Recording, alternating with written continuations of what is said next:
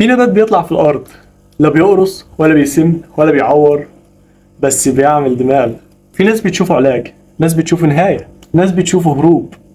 النهاردة بنتكلم على الحشيش اللي دخل دماغ ناس كتيرة وما طلعش منها بالساهل. بس قبل ما أكمل عايزك تفعل زر الجرس وتشترك في القناة، وكمان تعمل لايك. يلا بينا.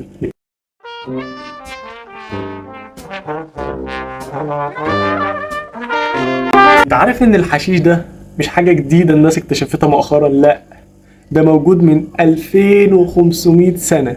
الصينيين استخدموه في الطب، الهنود استخدموه بشكل ديني، أما بعض المصريين القدماء كانوا بيستخدموه في حاجات روحانية.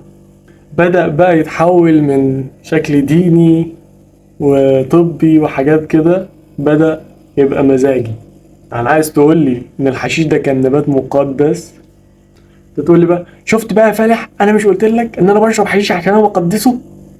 اقعد. في عصابات كانت بتاخده قبل ما تروح تنفذ عملية قتل علشان ما تحسش وهي بتقتل الشخص اللي قدامها. وفي عصرنا الحديث ده ابتدى يبقى أداة للتمرد، وأداة للهروب من الواقع، وأداة لتعلية الدماغ. بس في الحقيقة كل ده لمه كده وحطه في دماغك، تمام؟ بس هنا بنقول إن إحنا ورا كل ده في كيمياء شغالة في المخ، هي دي اللي تخصنا، هي دي اللي هنتكلم عليها دلوقتي. الحشيش بيحتوي على مادة اسمها تتراهيدرو كنابينول. ايه يعني انا بشرب التتراهيدرو كنابينول دي؟ لا، انا بشرب الحشيشه، ماليش دعوه بالماده دي. اقعد يا صديقي، اقعد لو سمحت، الناس قايل لك اقعد، انت شكلك عامل دماغ وهتتعبني معاك. دي بقى بتدخل المخ وبتشتت الدنيا، بتشتت التفكير بتاع المخ خالص. فبيدخل المخ بيعلي هرمون السعاده وبيشيل التوتر اطلاقا، تبقى مسترخي ومفيش توتر، يخليك تحس ان الوقت بطيء جدا جدا جدا. تاكل كتير وتبقى مش فارق معاك اي حاجه، ده اللي بيحسسهولك لما تشربه. بس برضه ليه حاجات سلبيه، بيسبب هلاوس وبيفتح باب الهلوسه، بيخليك تقول كلام وخلاص.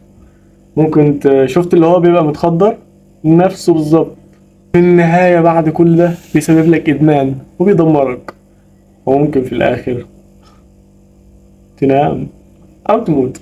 في ناس بتبدأ بالحشيش مش علشان إدمان، لأ، بيبقى علشان هروب من ذكريات، من ألم، من موقف صعب هو فيه، أو من صوت جواهم بيزن عليهم كل ليلة. بس الهدوء ده بعد شوية بيتحول لهروب دائم. كل شوية أول ما تحس أي إحساس حتى لو بسيط تهرب للحشيش. كل ما تحس بحاجة تاخد، كل ما تاخد، وفي الآخر تنسى نفسك الطبيعي وتبقى مش شايف نفسك غير انت وانت شارب حشيش. تبقى اتبرمجت على دماغك دي وتنسى نفسك الطبيعية. تبقى لازم يكون في فلتر الحشيش شايف بيه الناس، متقدرش تشوف من غير هذا الفلتر. في النهاية أنا مش دكتور ولا شيخ ولا واعظ، بس أنا شفت ناس حبت الحشيش أكتر ما حبت نفسها، لدرجة إنها كانت ممكن تضحي بنفسها علشان توصله. ناس كنت بكلمهم مش هم، عينين حمرا، صوت ساكت، هم مش هم خالص. أنا مش ضد إنك تهرب، ولكن اهرب لحاجة ترجعك أقوى، مش حاجة ترجعك بتدمر. مش تهرب لحاجة تنسيك انت مين. لو الدنيا وجعتك نام، صلي، اشرب كوباية شاي، اشرب قهوة، اعمل اي حاجة، ولكن مش لازم السكة دي. بس ما تحبسش نفسك في دماغ مش بتسمعك. اهرب من دماغك بس بالطريقة اللي ترجعك اقوى. الحشيش مش شيطان، بس اطلاقا ما ينفعش يكون صاحبك ولا يقرب منك، لانك انت اقوى من المخدرات. تحية لمحمد صلاح، وما تنساش تشترك في القناة وتفعل زر الجرس وتعمل لايك. باي.